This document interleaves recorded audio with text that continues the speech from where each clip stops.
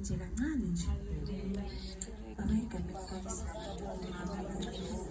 Baba unamandla. Amandla wonke. Siphakamise umntu wakho, siphakamise indlela Jehova. Sithi akekho ufana nawe, akekho futhi singabekumanisa nawe. Ubona ufanele ukudluliswa, ubona ufanele ukubonga ufana namhlanje Jehova. Baba unamandla, sibeka wena phakathi kwale ndawo namhlanje. Sicela wena Jehova ube wena obusayo. Sicela wena Jehova ube wena Nkosi uphakathi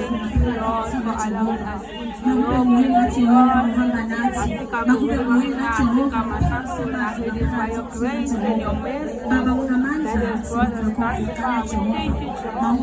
for allowing us to wake up and come and glorify and praise your name. We this morning, Lord, we say, oh, precious Holy Spirit, help us, Lord, to hear your word and speak it how you want us to hear it. Thank you. Amen. Ngiyabingelela abazalwane ngegama lenkosi uJesu Kristu. Amen. Ngizothanda ukubingelela family yala ekhaya Fountain of Life. Amen. Amen. Umama wala ekhaya ngiyabingelela, siyabonga ukumenywa. Ngibingelele ibandla ne-leadership ngokuhlukahlukana kwayo. Ngibingelele i-worship team yala ekhaya. Ngibingelele ney'nkonzo ekwazi ukufika namhlanje. Amen. Ngokuhlukahlukana kwazo.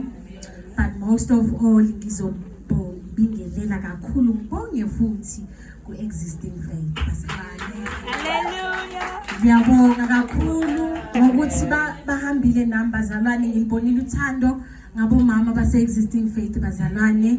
Ngiyanibonga kakhulu, ngiyanithanda, ngiyalibonga futhi nothando lwenu enilibonisa kumina bazalwane. Masiqhubeke njalo. Ngiyabonga bazalwane. Omilana phambili ulungiswa wakahlobo umamfundisi wase-Existing Faith. Namhlanje sizokhuluma itopic namhlanje ngiyitholile. Ngizwe interesting bazalwane. Ukuphilela uJehova. Umphilela kanjani uJehova from ebuncaneni uzukhule uze ube mdala.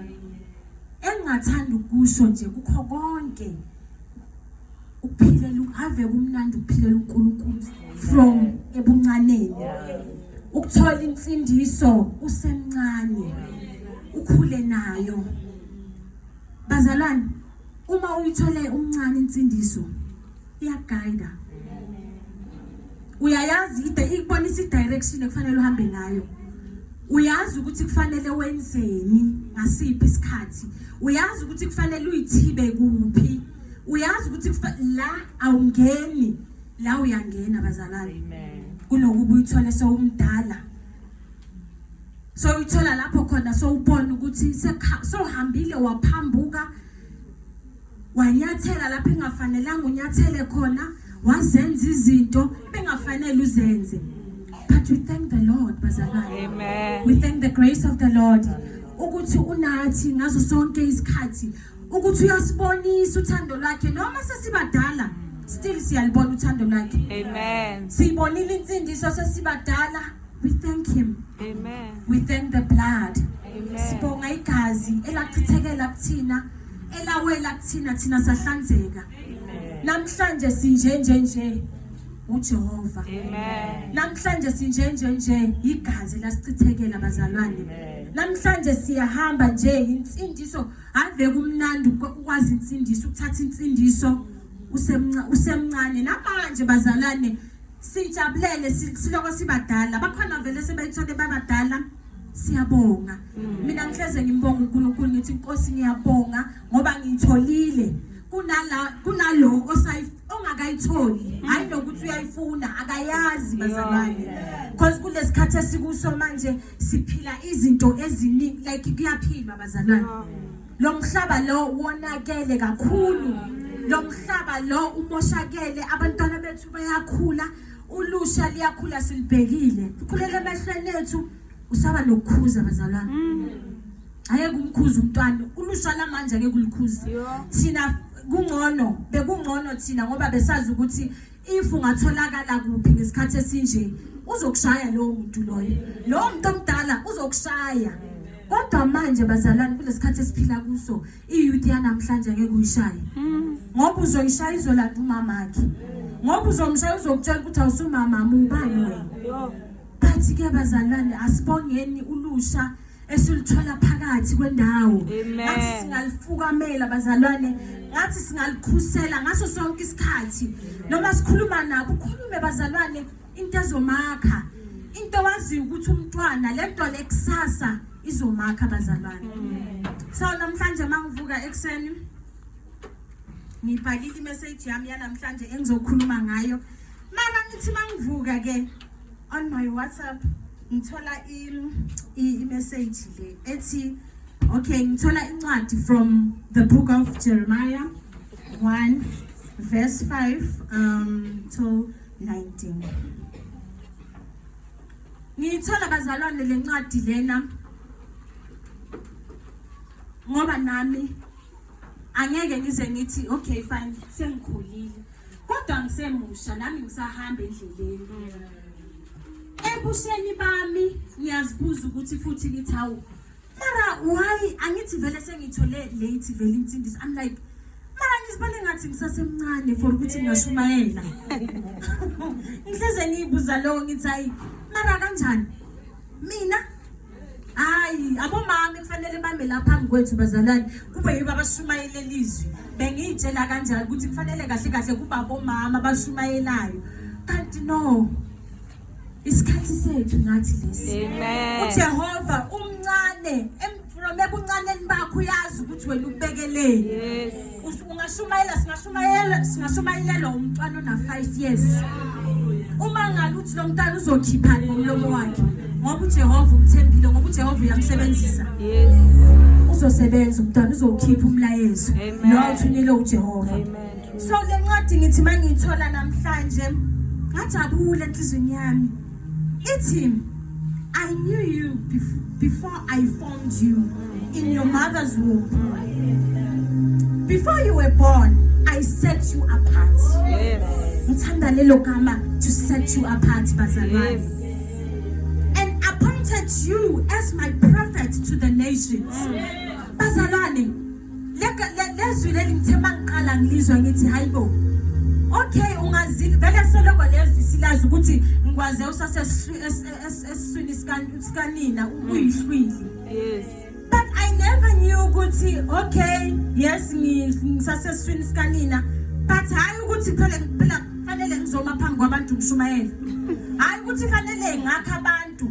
Hayi ukuthi fanele ngikhulume nomuntu, umuntu makeza kimakhala, mina fanele ngazi ukuthi ngithini. Nakhona ukhuluma naye phela uyezwini yes awazi ukuthi fanele noma ukhuluma nomuntu uyamtshela ukuthi kuqa yeah bengakwazi lokho bazalwane bengazi bazalwane ukuthi mawukhuluma nomuntu umakha kanjani umuntu up until lokho mina kungifikele kimi ngibe umama wase existing faith abantu mabafika kimi abazalwane mabafika kimi bazokhala ngizibuza ukuthi mara ngizokhala kimi hayibo mangimbheka umuntu okay sekakhulile bantu mara uzokhala kimi lonto leyo ngithemba ngihleli ngambonga uNkulunkulu at first bengayi understand up until ngikhuluma umama wami ongizalayo ngimtshela ngithi yazi mama kunje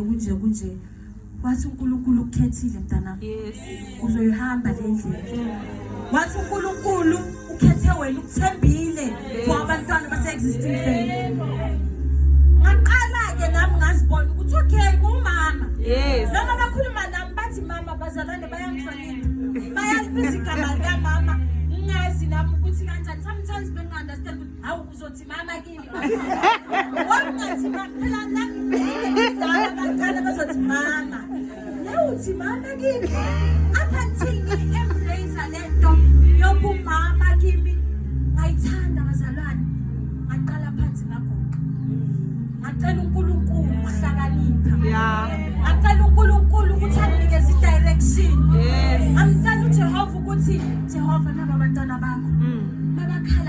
uzothini. Yeah. Ngokungazi kwami bazalwane futhi ngithanda la kuJeremiah mayithi kimi ngicela uyifunda bezibazalwane. Ithi Ithi angithi iqala ukuthi I knew you before I formed you in your mother's womb. Before you were born, I set you apart and appointed you as my prophet to the nation. 6. Also, sovereign Lord, I said, I can't speak for you. I'm too young. Yimloyo bazalwane. Ebengihleze ngisho kanjani ngithi angikwazi mina ukukhuluma. Ngoba ngizibona ngimncane bazalwane. It's the Lord replied, don't say I'm too young, for you must go wherever I send you and say whatever I tell you. And don't be afraid of the people, for I will be with you and protect you. I, the Lord, has spoken. Lawo mazi bazalwane ngathi mangwezwa ngasho ngathi Jehova mina uyakwazi ukusokola kwami. Mina uyayazi ipoint yami mina. Mina uyangazi ukuthi angikwazi ukukhuluma. And for the life of me, I know ukuthi bengiyeke ngikhulume nomuntu ngimeseke like ngikhulume naye nje ngimupha amazwi nje okududuza ngikhulume naye bazalwane. I wouldn't do that. Bengizovele ngithule ngithi hawu askizi. Or sometimes abazalwane bazothi maybe bakhuluma nami ngizoqala kumfundisi hayibo uthi kanje bese ayangisiza yena ukuthi ngikhulume nalo muntu lo. Apha until athi kimi ngiyakuyekela manje angeke uphinduze kimi wena uzosicabangela ukuthi wena uthini. That's when ngabona ukuthi yazini uNkulunkulu ungibisele lento ngaguqa. Mabakhuluma nami ngizoguqa ngihlale ngizoguqa phansi ngedolo. Ngimcela uNkulunkulu ngithi Jehova ngokungazi kwakho uyangazi mina uyabazi ubunzima bami uyangazi lapho engisokola khona. Angeke ungenze ngihlekwe ngabantu. Angeke uvume ngami ukuthi umuntu ufikile kimi umzalwane wafika kimi wacela usizo ngangamnika. Namhlanje uzongisiza. Namhlanje uzohamba nami. Namhlanje uzongidirector, uzongibonisa indlela yokuthi mina ngihamba kanjani.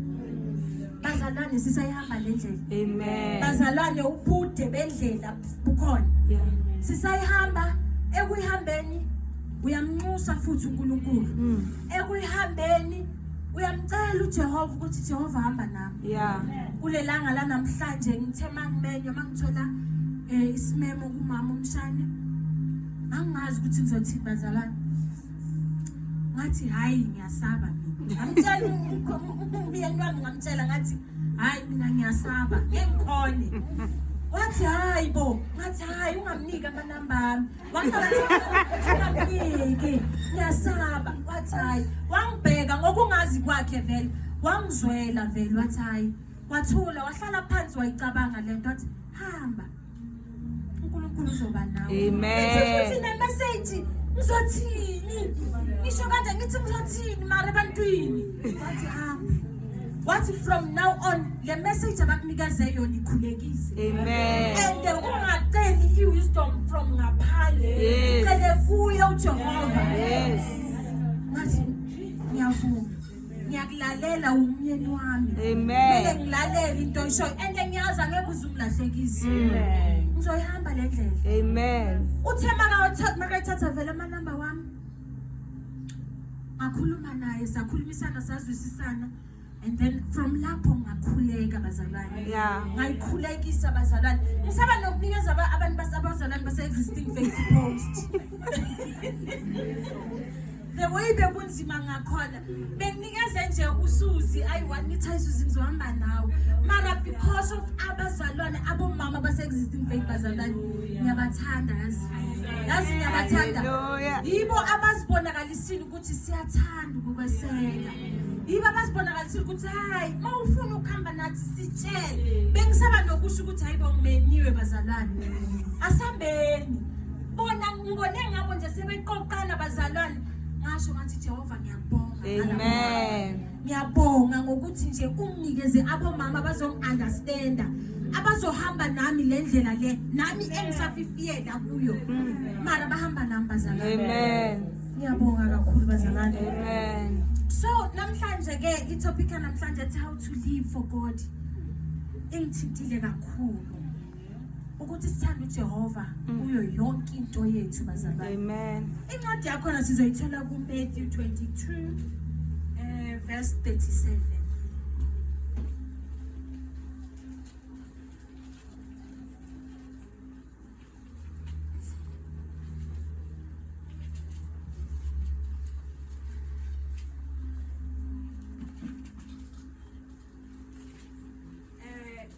Ikhuluma kanjena ke ithi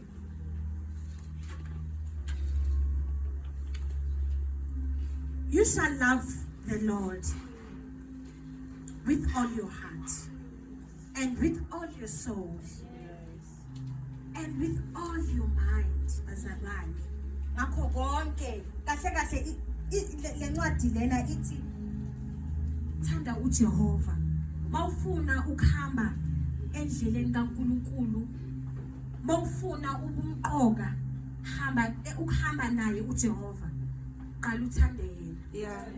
Mawuthanda yena bazalwane kuzoba lula ukuthi uhambe naye, asoze walahleka bazalwane, ngoba uthando analo ngathi alipheli bazalwane. Uthando asinikeze lona. Namhlanje ngisazibuza ukuthi siyalideserve nalo lo thando lolo. Kodwa usinikile uthando, nathi we should give back lolo thando lolo. Nathi mele sazi ukuthi mele simthande sibathande kanjani, umthanda kanjani omunye umuntu oseceleni kwakho bazalwane. Mawufuna ukuhamba noNkulunkulu, mawufuna ukuphila indlela elungile ekaNkulunkulu, le afuna thina sihambe, uzothanda uNkulunkulu ngenhliziyo yakho yonke. Uzothanda uNkulunkulu ngakho konke kwakho. Kusho ukuthi uJehova umnikeza ubuwena kahle kahle. Lokho kuzokusiza kakhulu ukuthi uhambe naye bazalwane. Ngoba impilo oyihamba noNkulunkulu iqala ngokuthi ukhiphe inhliziyo yakho yonke unikeze yena. Ilapho khona uzozibona khona ukuthi nje la ngiyaqala ngiyahamba noNkulunkulu. It's your first step yokuthi uhambe noNkulunkulu. Uyamcela uJehova uthi Nkosi ngihamba kanjani nawe? Nolusha ngiyamcela uNkulunkulu ukuthi Jehova mina ngifuna ukuhamba nawe, kepha ngihamba nawe kanjani? Ngoba nje ngumuntu nami nje angizazi. uNkulunkulu uzokubonisa indlela bazalwane. uNkulunkulu uzokuguide, uzokutshela vele athi ngithande kuqala. Waqala wathanda mina, kuyoba lula kakhulu ukuthi konke ukwenze. Kuyoba lula kakhulu ukuthi uhambe naye uJehova. Amen bazalwane. Awasithuba bazalwane ukuhamba noJehova. Ukuhamba it's to walk in obedience. Ayikho into edlula iobedience bazalwane. Ungayaphi uyephi, but as long as u-obey uNkulunkulu. If neBhayibheli liyasho encwadini, angisakhumbula incwadi ethi if you abide in me and my word abide in you, you can ask everything and your Father will give it to you. So imagine if ungihamba naye, into elula kanjalo bazalwane ukuthi nje uhamba naye and then mawuhamba naye ulalela yonke imiyalelo yakhe. Kulula bazalwane ukuthi akunikeze konke okufunayo. Kulula ukuthi akunikeze konke lokho okucela kuye. Ungaba sebunzimeni obunjani, but if you abide in him angeke azakulahle bazalwane. Incwadi yakhona futhi ngizothanda ukuthi yonke incwadi yonke enginikeza yona bazalwane ngizoyithi fahla kancane ngescripture, just ukuthi nami ngiziprotecte, ngazi ukuthi okay ngikhuluma into ekuyiyo vele. So incwadi yakhona sizoyithola kuJohn 14 verse 15. John 14 verse 15.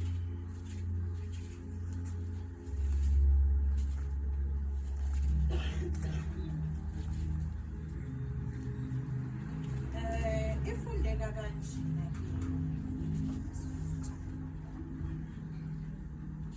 Ithi, if you love me, keep my commandments. Uyayibona ukuthi hambelana nani?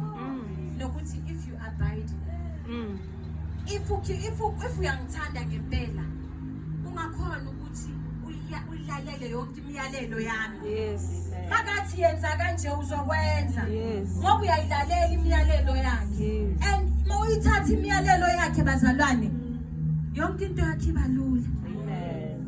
Bazalwane mongathatha ubheke abantu abahamba noNkulunkulu. Ithi ngenze incwadi nje leka Mose kancane lapho khona ekhipha abantwana bakhe eGibhithe ehamba nabo eyobafaka lapha ku-Red Sea. Bebengakholwa abantwana bakaNkulunkulu bebengamkholwa naye Mose ukuthi uyosifaka lapha yazi uthi siyongena emanzini ufuna sife. Kodwa ngoba uyamlalela uNkulunkulu wayibamba leyo nduku ulwandle laqhekeka kabili. Akusimiyalelo yakhe leyo bazalwane. Amen. Eyakhe. Ngakho ke if uyamlalela ngokweqiniso na uyokuvulela amanzi aqhekeke ungene lapho sibona khona ukuthi la uNkulunkulu angikwazi ukuphuma uzokukhipha yena. Uyatabulana uNkulunkulu bazalwane. Only if you abide in him bazalwane. uNkulunkulu uyakukhipha lapho bona khona ukuthi la sengenile kakhulu angazi ukuthi ngisobisheni bazalwane. Angazi ukuthi ngiyophuma kanjani lana. Kodwa ifulalela imiyalelo yakhe kuyoba lula. Amen. Uyokutakula nje kanje uphume. Nje kanjalo. If you abide in him bazalwane. Thank you, Father. Ayastri bazalwane ithi kanje uhamba ngokholo. If you live by faith. Yeah. If you live by faith bazalwane, not by sight. Incwadi yakhona sizoyithola ku-2 Corinthians 5 verse 7 bazalwane. For we walk by faith, not by sight bazalwane. Ayikho into edlula ukukholwa. Ayikho into edlula ukukholwa bazalwane. E-existing faith siphila ngokholo nabo bayazi. For it is impossible to please God without faith. Thina siyakwazi lokho bazalwane ukuthi angeke ukuthi uyakholwa uNkulunkulu. Angeke ukuthi Jehova ngicele lokho. Ngoba umkholo uzokuthola. It doesn't matter ukuthi kuthatha isikhathi esingakanani. Kuzofika. Yeah. Angithi umkholile. Yes. You believe ukuthi uyamkhola bese uyabelieve ukuthi ngizokuthola. Yebo. Noma kuzothatha iminyaka bazalwane okusalayo kuzofika. Yebo. Ngoba uyamkholwa. Yebo. Sihamba ngesikhathi sakhe uJehova hayi esethu. Ngiyamcela vele izinto kodwa kusalayo kumele ngilindele. Ekulindeleni kwethu ilapho khona test ukholo lakho khona. Yeah. Asho khona ukuthi okay uLungu uyangilalela. uLungu uyakwazi ukuhamba nami na. If mina ngingakwazi ukuhamba naye ngizobona ngokuthi ngithi hayi sengiyamdikila ngithi hayi ngeke kunini ngicelile yithi abantu yithi lapho ngiyasho ukuthi ngiyamcela hayi ngikhathele mina kunini ngimcela futhi akekho lo uNkulunkulu yilapho khona libona khona ukholo lakho bazalwane ukuthi ukangakanani kumina. Amen. Ukangakanani uhamba nami ngempela noma uyangifuna just because ufuna lokho. Hamba ngokholo bazalwane. Hamba ngokholo mawungahambi ngokuthi wena ufuna ngoba ufuna lokho uhamba naye uNkulunkulu. Hamba ngokumkholwa phela akukho kunye. Amen. Amen. Amen. Ngiyaxolisa bazalwane sengiyaqeda manje.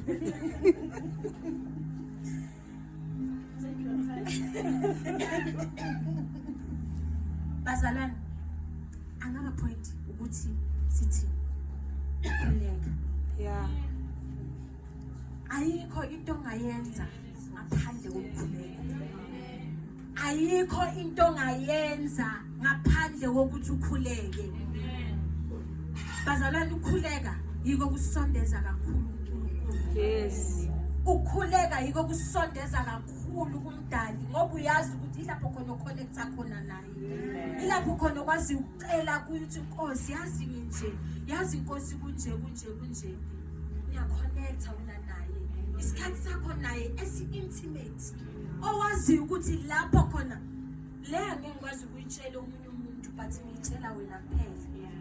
And uyazi ukuthi mawuyitshele yena kuphela angeke angeke uyizwe kwenye indawo ukuthi Nkosi ngithe ngicela ini so uzwa ngoba ukuthi ulungu uthi ucela asoze bazalwane umcelile ihlala kuye umcelile ama weaknesses wakho ahlala kuye angeke bazalwane uzuzwe ukuthi ulungu yamazi usokole kanjani unenhliziyo engaka umuntu uyakwazi vele ukuthi unenhliziyo engaka uyakwazi ukuthi vele uzothi mawukhuluma uvele uqade or ube njani but uyazi kuNkulunkulu ukuthi Nkosi ngisize nalenhliziyo yami encane uzokusiza bazalwane kwazi wena naye phela asoze wakulaxaza uNkulunkulu bazalwane uzohamba nawe akusize bese uhlangana nevivinyo phakathi lapho uthola umuntu ozokukwatise kakhulu vele usibone ngathi uyadila bese uyazibamba ukuthi hey Sathane esuka yimi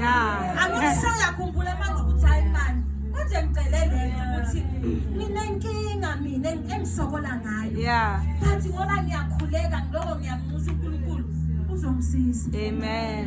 bazalwane ukuhamba noNkulunkulu akulula ukuhamba noNkulunkulu uNkulunkulu azangathi masihamba naye kuyobalula bazalwane abantwana bakhe masingathatha ukubheka incwadi le kaJob uJob bazalwane ubelunge kabi kuNkulunkulu ngoba uSathane ubemfuna la wathi uNkulunkulu umthathe kodwa nje umgcinele umphefumulo wakhe wangena evivinyweni bazalwane wangena wamvivinya uSathane waqeda konke kwakhe kodwa uJob walokho ehleli walokho eshila ukuthi Inkosi umsindisi wami yophephela kuyena nathi asiphepheleni kuyena bazalwane siyohlulwa yini ukuphephela kuye yena abakwazi ukubekezela ubheke nasekubekezeleni kwakhe uthe makusekazithola izinto wayithola sezingakanani ziyinkulungwane bazalwane asibekezeleni masihambeni noNkulunkulu yonke into yakhe ekuhlulayo bazalwane ukaphansi uthandaza Amen. yonke into yakhe ekuhlulayo bazalwane tshela uNkulunkulu akalahlani njengoba asho ukuthi I will never leave nor forsake you soza kulahle Amen. soza kulaqaze ngeke azakushiye nje endaweni lapho khona ukuthi nje la ngeke ngikwazi ukuphuma uzokhipha lapho bazalwane kukho konke futhi bazalwane usahamba noNkulunkulu usahamba naye endleleni you should guide your heart guide your heart bazalwane and you should also guide your mind umqondo wakho mawuguide ayikho into ekukhohlisa njengomqondo umqondo kungafika into for example nje ngithi maybe umuntu uyadlula and then maybe angazi ube ngathi ubheke kabo so ukwatile lo muntu lo ukwatisile ngoba yena ubheke kabi and uzotshela lo munye umngani wakho ukuthi umbonile ubani ukwatisile angisafuni ukukhuluma naye ngoba bazalwane let's guide our mind and heart kukho konke okwenzayo ngoba lokho kuzokusiza ukuthi nje uhlale usendleleni eright Amen. mawuyigayidile inhliziyo yakho asoze bazalwane walahleka endleleni incwadi yakho sizoyithola entweni encwadini yama-Proverbs 4 verse 23 ngiyaxolisa sengikhulume kakhulu kule yokuthi ukhuleke incwadi yakho siyithola nizoyibheka bazalwane ise 1 Thessalonians 5 verse 17 and then silana ke manje ukuthi you guide your heart bazalwane incwadi yakho siyithola ku-Proverbs 4 verse 23 let's keep your heart with all vigilance for from it flows the spring of life bazalwane ikhusele inhliziyo yakho mawuyikhusele inhliziyo yakho kuyo yonke into bazalwane mawungathathi yonke into uyise enhlizweni ezinye izinto ziyadinga ukuthi mawuzithatha uvele uyilahlelele mayingangeni kuwe mayidlule nje kuphela uvele uthi nje hayi wenza iphutha noseceleni kwakho uzothi hayi umzwile ukuthi makukhulume nawe kanjani uthi wenza mistake. Yebo. Ufike lapho. Yeah. Ngoba usathane bazalwane senzani existing faith konje simenzani usathane? Simbeka phansi kwenyawo. Phansi kwenyawo. Yilapha philo ngakhona. Asihambi naye No, asithakela ama-nephilim. Siwaphinda ama-nephilim spirits. No. Akahambi nathi usathane. Unyathela nje uphithikile lapha khona. Amen. Nala sikhona efountain of life siyampithisa. Amen. Nathi thatheni kanjalo nithi siyakuphithisa usathane. Asihambi naye. No, amen. Akanandawo futhi nje lokho abazalwane. Amen. Amen. Amen. Engiyithanda kakhulu futhi engithanda ukuyisho. It's bear the fruits of the spirit. Yeah. Ayikho bazalwane into emnandi engangokuthi nje all the time. Angithi uyigayidile inhliziyo yakho. Yes. Bear the fruits of the spirit. Lapho hamba khona usitshela ukuthi yazini mina into engiyiphimisa ngomlomo. Ngiphimisa konke okuphuma kuJehova. Ngiphimisa nje noma awugxeki bazali siyagxeka singabantu bazalwane. But if we are practice ama fruits of the spirit uzodlula lapho. Asoze wagxeka. Asoze wabona imistake emntwini. Mawuyibona imistake uyayilungisa emntwini. Yebo. Because if uzoqala ugxeke sathi usathane sekayangena uthola indawo. Uyamsusa ngaphansi kwenyawo zakhe angithi umletha kuphi? Phezulu manje. Uzokubusa. Yo. Ngakho ke let's bear the fruits of the spirit all the time. Incwadi yethu sizoyithola kuma Galatians 5 verse 22. It's but the fruits of the spirit is love. It's joy. Peace. Patience, kindness, self-control, faithfulness, and gentleness. Amen. Those are the fruits of the spirit. Angiboni ukuthi khona into enzima lapho. If we are kind to one another, if we love one another, if you're gentle to one another, if we want a mistake uyayilungisa kahle angithi. Awulungisi ngokumgxeka umuntu angithi. Uyilungisa kahle umbonisa ukuthi manje sisonke sisendaweni kaNkulunkulu siyathandana bazalwane. Masingakwenza lokho siyakude. Masingakwenza lokho usathane siyamnyathela. Manje angisaboni nokuthi siyampithiza ngazi sesenzani. Sesimgandayile simqedile masimenza kanjani. If we bear the fruits of the spirit. Amen. Kulula nje kanjalo. Noma sometimes uzizwa ukuthi nje usathane uyangifikela namhlanje.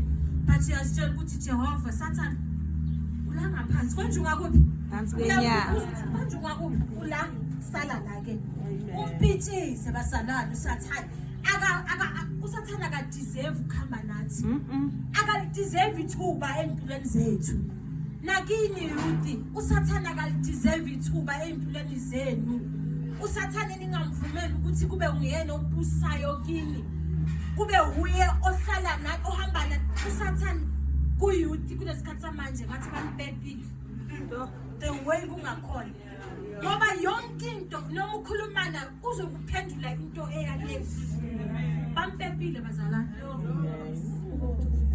sifundiseni ukukhuleka niguqe ninxuse kuNkulunkulu ukuthi Lord may you set me apart. Yabo makazokusetha apart uNkulunkulu uzokushiya athi kuba bonke labantu okubo uzokwenza ukuthi ube yi1 akususe kuzo sonke leso siqubu lezo base bazibuza ukuthi hayibo uthando why namhlanje sekaso uyambona uthando sekayabhora uchazwe yiloko ukuthi vele bathi sekuyabhora kuphela awufika endlini ufunda iBhayibheli awufika endlini uhlale iBhayibheli vele for maybe lizonibhora because angaka understand but the more you meditate on it asoze abangani bakho usathana asoze azangene kuwe abangani bakho bayodlalela kuwe mara laba bathinta uNkulunkulu bazosondela kuwe bathi Thando ikhona lento ekhona ngaphakathi kuwe yazi awungisize nami ngihambe nawe so nani ningakhohlwa ukuthi nje usathane nimpepile iGulbek zenu siyahlisa leso school bag usilahlelele hallelujah umtshela ukuthi angikufuni futhi ngiyoshisa le school bag ilapha uvela uthi nje ngegazi lemvani ngegazi lenkosi songishisile umqedile angithi ningamvumeli usathana nibuze ningamvumeli usathane abuse kini nina isikhathi senu lesi sokuthi uNkulunkulu nisibonise imanga ngoNkulunkulu thina zange sathola ithuba ukuthi simazi from ebuncaneni but bakhona babenethuba lana bomama abamaze from ebuncaneni yibe sibona kubo yibe sifundela kubo yibe sithatha iyalelo kubo nani fundani ukuthi manje bayobonela kithi abothefi bayobonela kini thando uzobabuza ukuthi usisithando ngifuna ukufana nosisithando mina angithi ngifuna ukufana nosisiNeli ngifuna ukufana nosisihlahla bonke bazalwa yudi ningazilahlekisi izinto zomhlaba zisana indawo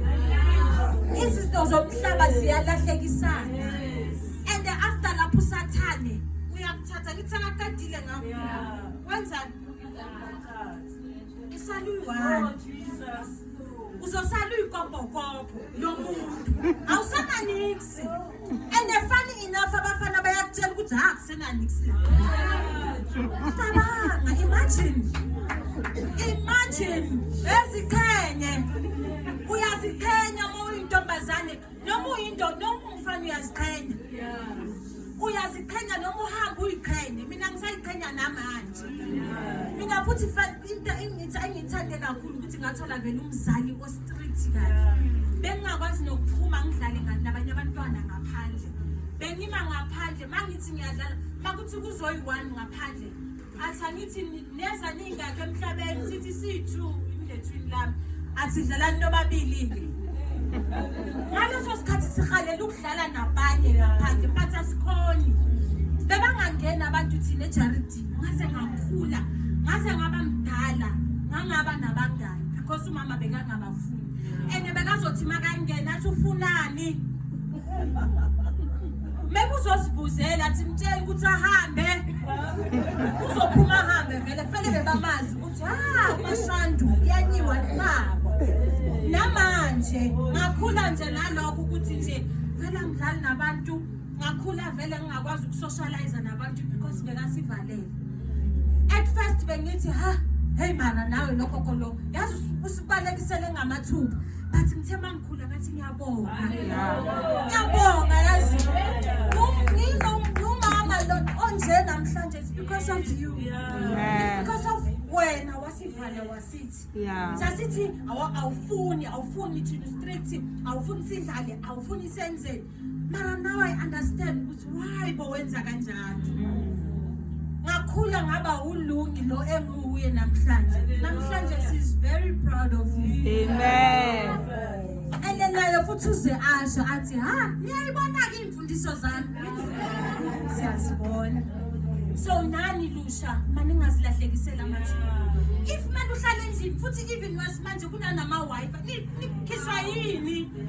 nikhishwa yini niyapi ngoba uyakhona ukugugula ukuthi yini uNkulunkulu yini or like yini enikhiphayo yini kumnandi ukuhlala endlini bazalwane and uyafunda nokuthi awukuhlebi mina ngithina njengokuhleba bazalwane ngoba vele azange ngakujwayela nje from ebuncaneni so mawuzohleba nami ngiyathula nje ngiyabheka mara indaba yafani enough bengizithanda mara ngeke ngiphendule ufuna sisale nami angeke bese ungibiza bangibuza ukuthi wena lola bani asoze angifuni mina ukuzibona ngisesixukwini seyindaba sebayangibiza wena lo ngothena wathi bengihlala ngibabona yavele nawe wafakaza nawe wathi imagine mina asoze uyakhuluma nami okusala ngithula ngithi sho angeke ngiphendule because uzongithatha ungabisa ngithi because angijwayelanga ukukhuluma so